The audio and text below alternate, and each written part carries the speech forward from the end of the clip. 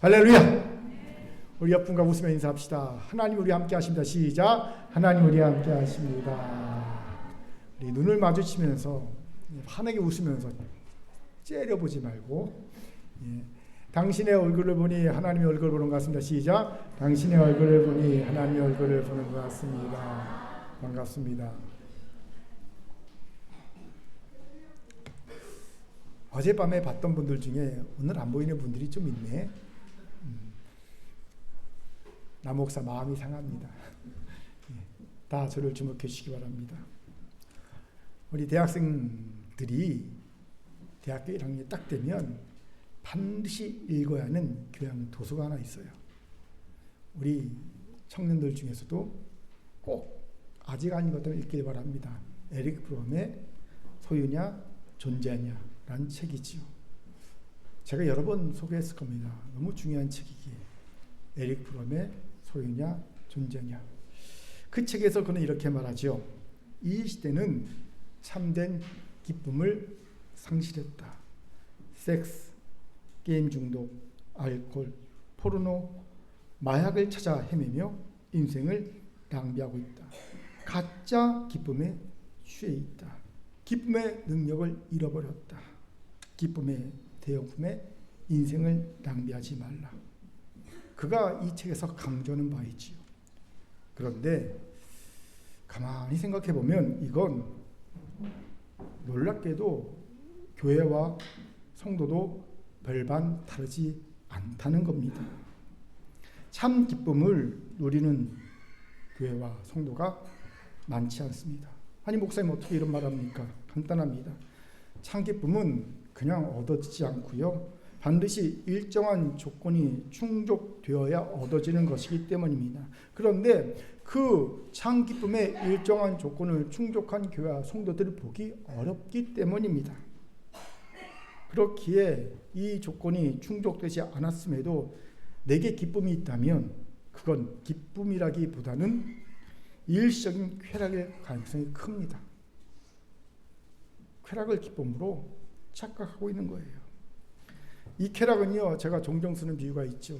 한여름에 너무 더워서 갈증에 시달릴 때 시원한 콜라 한잔을 쫙 들이킵니다. 그럼 얼마나 시원하고 좋습니까? 그런데 곧 더 심한 갈증이 우리를 괴롭히죠. 그거 같은 거거든요.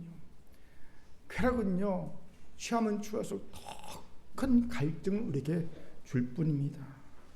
여기서 질문이 생기지요. 그럼 무엇이 참 기쁨을 얻게 하는 조건이 될까요? 같이 알아봅시다.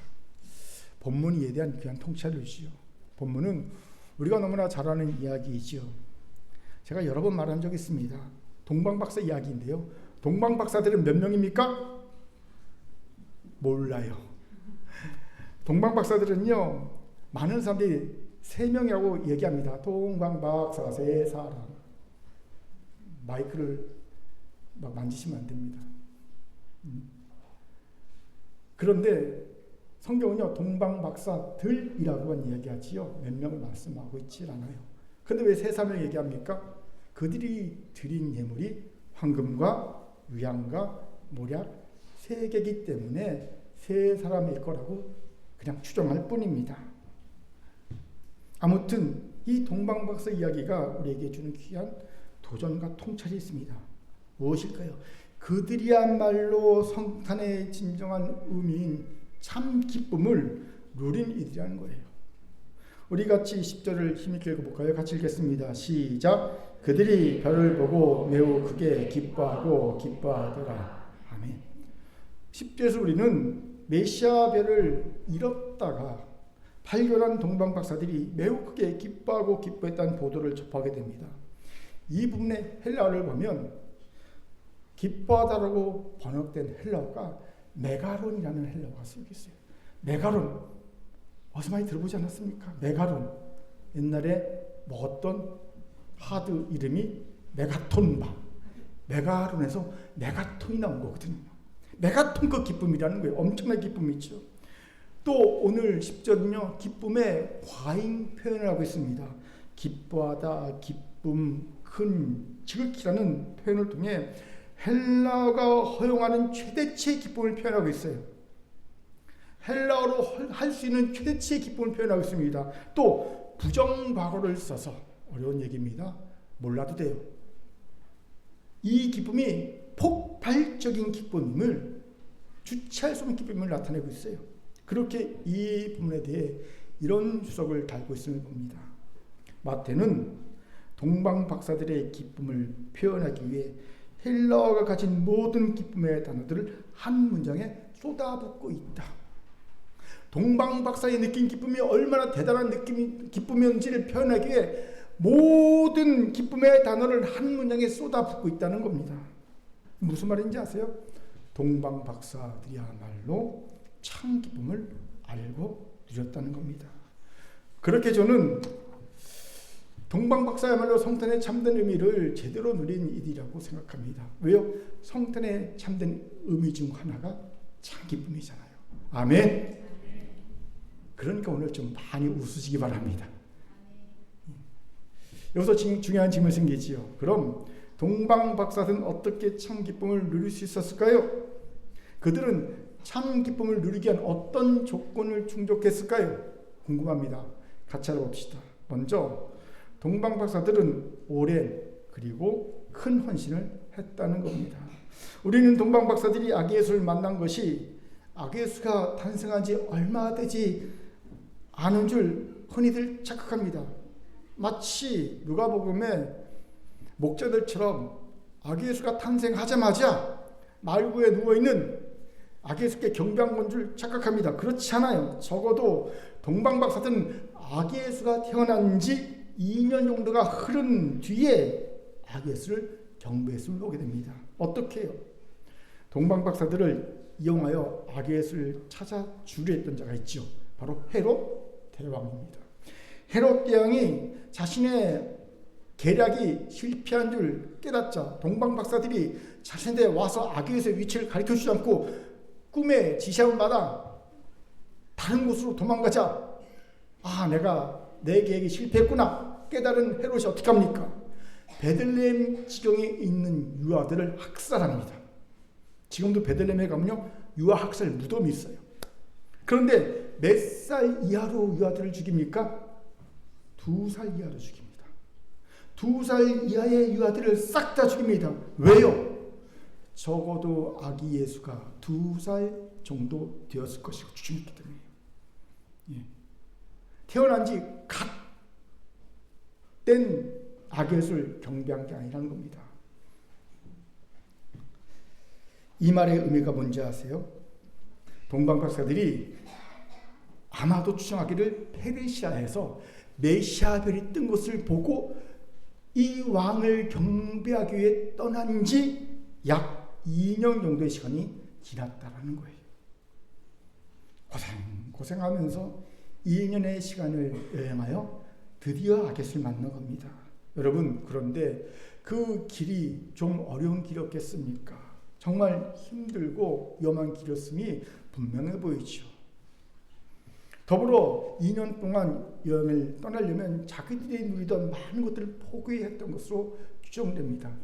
전해지기는 전설에 하면 그들은 왕들이었다는 얘기가 있어요. 자신들의 지위를 포기하고 기약 없이 길을 떠난 겁니다. 쉽게 말해 고생하며 많은 헌신하고 온 거죠. 그 와중에 또 메시아별도 놓쳤지 않습니까? 그래서 헤롯 대왕이 있는 궁궐까지 찾아간 것 아닙니까? 왜요? 왕이 태어났으면 어디서 태어났을 거라고 추정합니까? 왕궁에서 태어날 것이라 추정하니까 왕궁으로 달려간 겁니다. 아마도 여리고쯤에서 별을 잃어버린 것으로 추정됩니다. 다 왔는데 별이 없어진 거예요. 그러니까 왕자니까 궁궐에 있겠지. 헤롯에게 간 겁니다. 중간에 잃어버렸다가 다시 찾은 고생하면서 그 긴 시간 동안 어렵게 겨우 온 거라는 겁니다. 그러니 오랜 그리고 큰 헌신을 말할 수 있는 거죠. 바로 여기에 그들이 참 기쁨을 누린 자가 된 이유가 있지요. 오랜 그리고 큰 헌신을 드린 이들은 그만큼의 참 기쁨이 따라오기 때문입니다. 다들 크게 설명하지 않아도 잘 알 겁니다. 여러분이 어떤 일에 큰 기쁨 느낄 때 그때 보면 오랜 시간 헌신이 있는 것, 그리고 큰 헌신이 있는 것, 그것에 큰 기쁨이 있을 겁니다. 저도 그런 경험이 있어요. 저는 30년이 훨씬 지났지만 지금도 장신대 신학대학원에 입학했을 때 그 기쁨을, 그 감격을 기억하고 있습니다. 왠지 아세요? 하나님이 대학교 1학년 딱 들어갔는데, 건축을 딱 들어갔는데 갑자기 하나님의 종으로 부르신 거예요. 부르셨으면 당장 건축을 그만두고 신학대학을 가야 되는데 그것도 허락하지 않고 일단 너 주의 종이야 그래 놓고 건축과 공부해 그런 거잖아요. 그러니까 갈등이 너무 심했죠. 나는 당장 공부하고 싶은데 하나님이 막으시니까 불러놓고 무려 만 8년을 사모하다가 장신대 신대원을 갔어요. 건축과 졸업하고 신대원을 갔어요.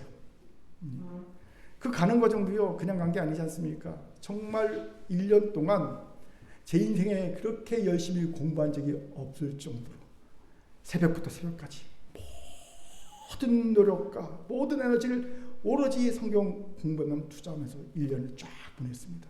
제 인생에 가장 기쁘고 행복했던 시간이 돌아보니까 그 당시엔 힘들었지만, 그러니 입학했을 때 그 기쁨이야 말해 못하겠습니까? 30년이 지난 지금도 그때 그 기쁨이 아직도 생생히 마음에 기억되고 있습니다. 여기에 우리가 참 기쁨이 아닌 쾌락을 쫓는 이들로 전락된 이유가 있죠. 우리는 점점 오랜 그리고 큰 헌신하기를 어려워합니다. 대신 짧은 헌신, 가벼운 헌신만 하기를 원합니다. 당연히 그 삶을 변화시킬 만한 큰 기쁨, 참 기쁨을 누리기 어려운 겁니다. 그냥 기쁨은 끝나서 안 되거든요. 그 기쁨이 내 삶을 변화시키는 힘이 돼야 되거든요. 그런데 기뻐하고 마는 거예요. 고진감래하고 고진감래, 고생 끝에 오는 참 기쁨을 맛볼 수 없는 겁니다. 그렇게 이 성탄절의 참 기쁨을 누리는 자는 사실 지난 시간 동안 오랜 헌신, 큰 헌신을 해온 이들일 겁니다. 그런 이들, 이런 절기에 큰 기쁨을 누립니다.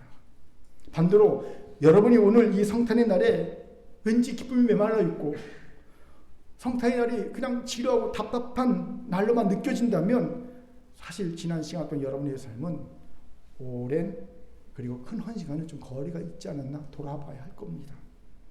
그런 삶이었다는 반증일 가능성이 크다는 거지요.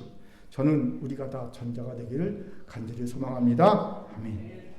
제가 너무 좋아해서 자주 언급했던 니체의 말이 있어요. 다들 알 겁니다. 다시 소개합니다. 지상과 천상을 통틀어 절대적 사실은 한 방향으로의 오랜 순종이 있어야 하며 그때에만 인생을 살만한 가치가 있게 해주는 결과가 있게 마련이고 또 언제나 그래 왔다는 것이다. 니체의 선악을 넘어서 1886년 책에 나오는 거죠. 그렇습니다. 여러분, 우리 인생을 의미 있고 가치 있게 하는 것들은요, 지상과 천상을 통틀어 오랜 시간 동안의 한 방으로의 순종, 그게 결국 충성 아닙니까? 오랜 헌신, 큰 헌신 한 이들에게만 주어지는 일이라는 거예요. 그렇게 사랑하는 큰교회 성도 여러분, 우리 인생을 살만한 가치가 있는 결과로 만들어주고 참 기쁨을 주는 한 방향으로의 오랜 순종, 그리고 큰 순종을 오늘 다시 결단하시기 바랍니다. 그래서 내년 성탄에는 우리도 동방 박사들처럼 큰 기쁨을 가슴 벅차게 누릴 수 있는 자가 되기를 주의 이름으로 축원합니다. 아멘. 자, 저를 따라합시다. 오랜 그리고 큰 헌신을 다시 결단합시다. 시작. 오랜 그리고 큰 헌신을 다시 결단합시다. 아멘. 둘째, 동방 박사들은 대가를 바라지 않는 순수한 헌신을 했다는 겁니다. 이미 말한 대로 이들은 멀리 페르시아에서 왕의 별을 보고 태어난 왕께 경배하기 위해 모든 것을 버리고 길을 떠났지요. 언제 돌아올지, 돌아올 수는 있을지 모르는 험난한 여정이 예상되는 떠남이었기에 모든 것을 버리고 그냥 떠난 거예요. 갔다 올 때까지 내 자리에 놔도 그게 아닙니다. 언제 돌아올지, 돌아올 수 있을지 모르는 가운데 떠났기 때문에 다 포기하고 떠난 길이었어요. 그런데 그 헌신의 대가로 이들이 얻은 것이 있었을까요? 없습니다. 생각해 보세요. 왕이 탄생하면 많은 이들이 축하의 선물을 들고 즉시 찾아오지요. 그것도 앞다투어 남보다 더 좋은 선물 더 일찍 드리기 위해 찾아옵니다. 왜요? 그래야 자신의 선물이 헌신이 빛나잖아요. 그리고 빛나면 빛나서 헌신의 대가를 얻을 수 있는 것이 많지 않습니까? 그런데 동방박사의 경우는 이미 왕의 별이 떴어요. 왕이 태어난 걸 봤어요. 그 알리는 별을 보고 남두에 떠납니다. 언제 왕을 만날 수 있을지 기약도 없고 또 만날 수나 있을지도 모르고 만나봐야 이미 파장난 분위기 같은 겁니다. 몇 년 지나니까 마치 여름가 다 끝나고 가을 해수욕장 갔을 때 그 파장 분위기 썰렁하잖아요. 그 분위기가 같은 거예요. 이런 사실을 동방박사들이 몰랐을까요? 바보가 아닌 이상 몰랐을 리 없죠. 그럼에도 이들은 경배를 위해 떠납니다. 왜일까요? 이들의 경배는 헌신만 있고요. 대가는 전혀 생각하지 않은 순수한 경배였기 때문이라는 겁니다. 이것이 도저히 되지 않습니까? 많은 헌신한 일꾼들이 그 헌신, 어려운 헌신을 하고 있음에도 참 기쁨을 누리지 못한 이유가 여기에 있거든요. 바로 유형, 무형의 정확한 대가를 바라는 헌신을 하고 있기 때문입니다. 이러면 정말 하나님께 받을 상급이 별로 없거든요. 왜 바울이 다른 사도와 달리 마땅한 대가를 다 쓰지 않았을까요? 사도의 권리를 다 쓰지 않았을까요? 그래야 그것이 자기의 상급이 되는 줄 그는 알았기 때문입니다. 그가 고린도전서 9장 18절에서 뭐라고 말합니까? 제가 읽겠습니다. 그런즉 내 상이 무엇이냐? 내가 복음을 전할 때 값없이 전하고 복음으로 말미암아 내게 있는 권리를 다 쓰지 아니하는 이것이로다. 자기에 있는 권리를 다 쓰지 않는 그것이 바로 자기의 상급이라는 겁니다. 저는 여기에서 왜 예수님께서 무익한 종의 비유를 하셨는지를 이해하게 됩니다. 여러분, 무익한 종의 비유가 뭡니까? 새벽부터 새벽까지 열심히 일했습니다. 그러고 난 뒤에 종이 최종적으로 말이 뭡니까? 나 잘했지요? 아니잖아요. 나는 무익한 종입니다. 할 일을 했을 뿐입니다. 이런 고백을 합니다. 예수님의 말씀이죠. 우리 누가복음 17장 10절 같이 읽겠습니다. 시작. 이같이 너희도 명령받은 것을 다 행한 후에 이르기를 우리는 무익한 종이라 우리의 하여한 일을 한 것뿐이라 할지니라. 예수님의 말씀이 너무 냉혹한 말씀을 들리지 않습니까? 요즘 근로기준법에 따르면 문제가 있지요. 박내래시처럼 나라고 갈 수 있는 거예요. 아시는 분 아시겠지만. 그렇죠. 새벽부터 새벽까지 이러는데 너 무익한 종이야 그래버리면요. 와, 노동청에 고소해야지. 그럼에도 예수님께서 왜 이런 말씀 하신지 아십니까? 하나님께 진짜 상급을 받으라는 겁니다. 그렇습니다. 우리의 진짜 상급은 하늘에 있습니다. 그 상급을 갈망하는 자는 이 땅에서 자신이 하는 헌신에 대한 마땅한 대가, 정확한 대가를 바라지 않습니다. 물론 저는 우리가 육신을 가지고 사는 존재인지라 아무리 일꾼이라도 어느 정도의 유무형의 대가는 받아야 한다고 생각합니다. 하지만 그럼에도 분명한 것은 하늘 상급을 바라리라면 그 권리를 다 쓰지 않아야 한다는 겁니다. 그런데 우리 현실은 다르지 않습니까? 우리는 꼭 뭔가 정확한 그리고 적당한 대가를 받아야만 시험에 안 들죠. 유형의 대가가 아니라면 적어도 무형의 대가라도 받아야 한다고 생각합니다. 이건 제가 정말 어렵게 벗어났던 예전의 제 모습이에요. 저는 누구보다 인정욕구가 강했거든요. 나씨 아닙니까? 나. 맨날 교회에서 그 전 목사님 계셨는데 나 전도사는 너무 교만해. 나가 뭐야? 나 전도사입니다. 뭐야? 전 목사입니다. 이래야지. 얼마나 그랬는지. 그러면서 하여튼 놀림을 많이 받았어요. 그런데 그 인정욕구가 강했어요. 뭔가 열심히 해요. 제가 전도사 때 별명이, 목사 때 별명이 뭐였냐면요. 열심히 특심한 전도사, 열심히 특심한 목사였어요. 목사님들이 뭐 절레절레 흔들 정도로 열심히 특심했거든요. 그러니까 14박 15일 동안 수련해야지요. 겨울 동계 수련을.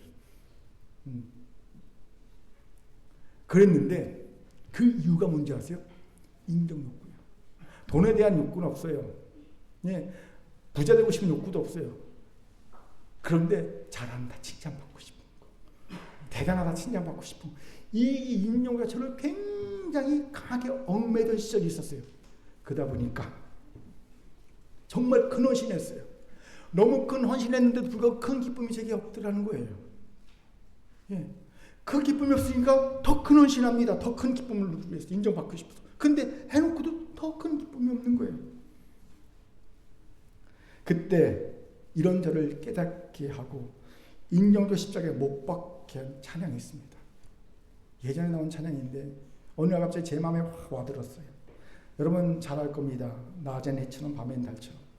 혼자 부르려고 했는데 불러보니까 눈물이 너무 나서 어제 장서원 집사님 꼴이 날 것 같아서 도저히 혼자 못 부르겠더라고. 한번 같이 한번 불러볼까요?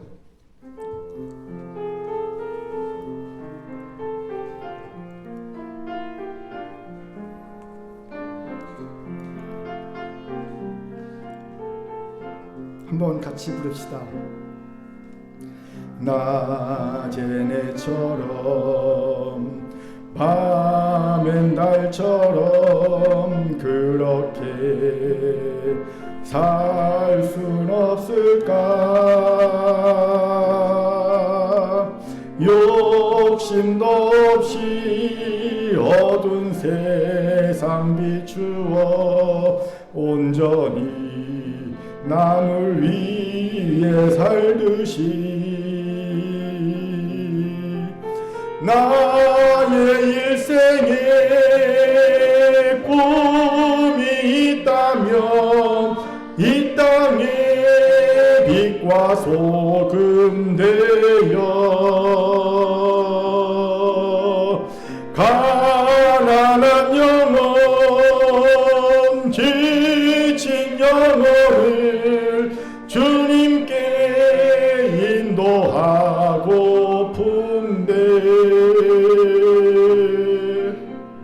나의 욕심이 나의 못난 자가 언제나 커다란 짐 되어 나를 짓눌러 맘을 공곡해 하니 예수여 나를 도와주소서. 2절도 합시다. 예수님처럼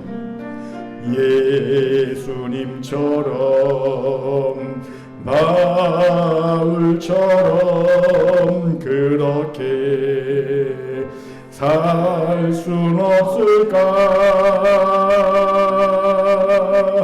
남을 위하여 당신들의 온몸을 온전히 버리셨던 것처럼 주의 사랑은 베푸는 사랑 값없이 그저 주는 사랑 그러나 나는 주는 것보다 받는 것 더욱 좋아하니 나의 입술은 주님 닮은 듯하나 내 맘은 아직도 주하여 받을 사랑만 계수하고 있으니 예수여 나를 도와주소서.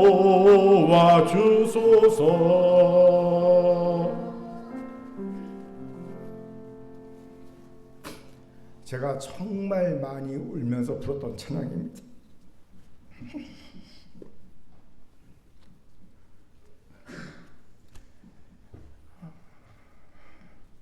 그렇게 사랑하는 큰교회 성도 여러분, 이제 우리도 대가를 바라지 않는 순수한 헌신합시다.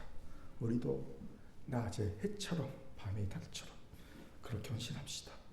분명 우리도 동방박사처럼 참 기쁨, 터져 나오는 기쁨을 누리게 될 줄 믿습니다. 아멘. 옆봉아 우리 이렇게 인사합시다. 대가를 바라지 않는 순수한 헌신합시다. 시작. 대가를 바라지 않는 순수한 헌신합시다. 아멘.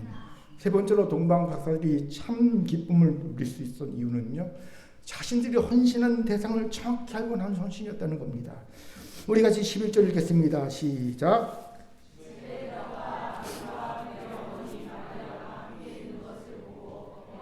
아기께 경배하고 보배압을 열어 황금과 유향과 모략을 예물로 드리니라. 아멘. 11절에서 주목할 부분은 경배하고란 단어입니다. 이 단어는 몸을 완전히 엎드려서 존경을 표하는 행동을 의미하는 단어죠. 그런데 이 단어가 굉장히 중요한 일을 갖고 있어요. 뭔지 아십니까? 이건 하나님께만 할 수 있는 단어인 거예요. 하나님께만 해야 하는 단어라는 의미입니다. 우리 같이 마태복음 4장 9절 10절 읽겠습니다. 마태복음 4장 9절 10절 시작. 이르되 만일 내게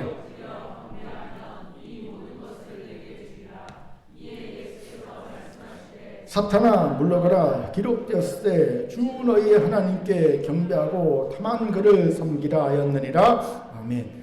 보세요. 사탄이 광야에서 예수님을 시험하실 때 자신을 경배하면 모든 것을 예수께 주겠다고 합니다. 그때 예수님께서 단호하게 하신 말씀이 뭡니까? 오직 하나님만 경배하라는 것이었어요. 즉 경배는 하나님께만 드릴 수 있는 행위라는 겁니다. 그런데 이 경배를 최초로 유일하게 악에게 한 이들이 있습니다. 동방 박사들이에요. 여러분, 누가복음의 목자들도 경배하지 않았습니다. 유일하게 경배를 하나님만 드리는 경배를 한 최초의 유일한 이들은 동방 박사들입니다. 이방인. 이 말의 의미가 뭔지 아십니까? 이들은 정확하게 자신들이 헌신한 대상이 하나님이라는 사실을 알았다는 겁니다. 그리고 이것이 참 기쁨을 누리게 된 결정적 이유를 봅니다. 당연합니다. 우리 인간은 하나님께 헌신할 때만 진정한 삶의 의미와 가치를 누리고 참 기쁨을 가지게 되는 존재로 창조되었기 때문입니다. 웨스트민스터 소율의 문답 1번 문항에서 이렇게 기록하고 있지 않습니까? 소개합니다. 사람의 제일 되는 목적은 하나님을 영원하게 하고 그를 영원토록 즐거워하는 것, 기뻐하는 것입니다. 하나님을 영원하게 하고 그를 영원토록 즐거워하는 것, 그것이야말로 진정한 의미의 헌신입니다. 그리고 이 헌신이 우리의 존재 이유, 존재 가치라는 겁니다. 그렇게 하나님께 헌신할 때 우리는 참 만족과 기쁨을 누릴 수 있어요. 그렇게 창조된 겁니다. 참 기쁨은 어디에서 오냐? 유일한 경배의 대상이 헌신의 대상 하나님께 경배 헌신을 드릴 때 그때 참 기쁨과 만족이 우리 영혼에 가득 찬다는 겁니다. 그렇게 만들어졌어요. 이것을 누릴 때가 진정한 부흥입니다. 우리가 꿈꿀 부흥은요, 교회 본당이 커지고 예배살이 늘어나고 사람 수가 많은 그게 아니라 우리가 하나님께만 헌신하고 경배할 때 우리 영혼이 만족과 기쁨 누리는 것, 그게 진정한 부흥이에요. 아멘. 우리가 꿈꿀 부흥입니다. 여기에 우리가 참 기쁨을 잃어버린 이유가 있지요. 우리는 종종 헌신을 하면서 하나님께 하는 것인지 사람에게 하는 것인지 헷갈릴 때가 있습니다. 그러면 기쁨을 누릴 수 없는 거예요. 저도 이런 경험이 참 많아요. 분명 처음에는 하나님께 헌신하러 시작한 일인데 나도 모르게 나중에 이게 하나님께 하는 건지 사람에게 하는 건지 헷갈리는 헌신이 될 때가 꽤 많다는 겁니다.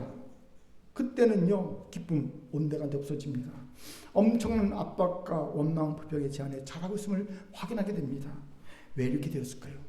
기도와 말씀을 통해 매일 자신을 성찰하고 돌아보는 작업을 성실하게 하지 않았기 때문입니다. 여러분, 아침에 머리 빗고 화장하고 옷 매무새 다 점검하고 나온다고 하루 종일 거울 한번 안 봅니까?